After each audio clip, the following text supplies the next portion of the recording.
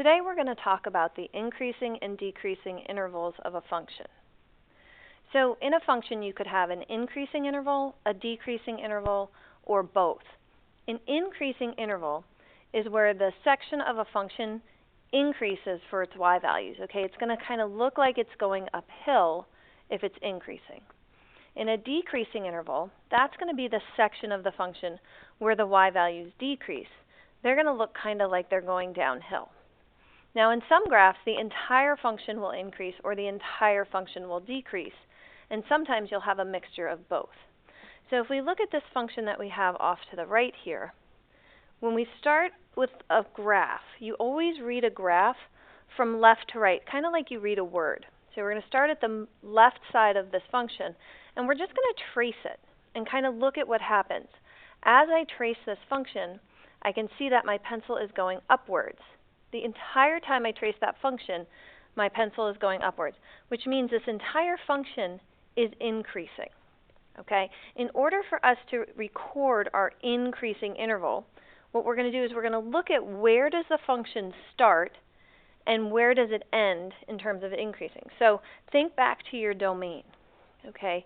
This is the starting point of my function right here, which means it starts increasing at this point right here, -4.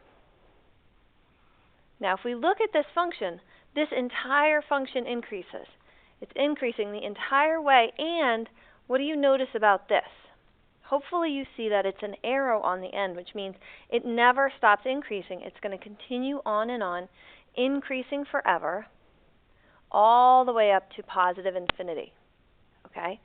So when we're looking at our increasing interval and our decreasing interval, we're looking in terms of our domain for our x values. So between the values of -4 and positive infinity, all of these x values are going to be increasing. That notation should look familiar to you. Okay? Now, in terms of decreasing interval, for this function, it never has a place where the y values decrease. So what we would say is none or never. Okay, there is no decreasing interval, or it never is decreasing. I will show you one where they do decrease. So take a look at this function. So remember I said we read a function from left to right. So when you look at this function, we're going to start on the left side of the function up here with this arrow. So remember, that arrow means we're talking about infinity. Okay? It's going to continue going on and on forever, all the way into our negative infinity, okay, for domain. Now, when we trace this function from left to right, what I want you to notice is these values go down. When I trace it, my pen keeps going down, down, down, down, down. So this is going to be a decreasing function. The values always go down, and again, we end in an arrow over here. So in terms of my x values, it's going to continue decreasing all the way to positive infinity. So my decreasing interval means this entire function from negative infinity all the way up to positive infinity is going to be decreasing. Now, in this function, it's never increasing, so we would say none. There is no increasing interval. Okay. Now we're going to look at one that's a little more complex. Okay, this has both an increasing and a decreasing interval. So I'm just going to trace it. We're going to look at it. We start at the left, and I hope you notice as we trace it, we go down, down, down, down, down, down, down until we get to here. And then all of a sudden things change. And at this point, we change direction. We start going up, up, up, up, up, up, up, up, up. Okay? So this has both an increasing and a decreasing interval. So what I'm going to do is I'm going to start by labeling some things here. We're going to start here, and as my pen goes down, this whole section over here, this is my decreasing side. Okay, so I'm going to write decrease because it decreases on this side. Now, once we get to this point of 2, everything over here starts increasing. So these little notations are going to help us when we figure out what's our increasing interval, what's our decreasing interval. Another great strategy is going to be to draw a line right here where it changes direction. Okay? That point is really important to us, this -2. That's like our boundary for where we increase and decrease. So now let's start looking at our intervals. My decreasing interval starts here, and if we think about this in terms of domain, we've got to start here at -6, and we're going to decrease all the way here until we get to negative 2.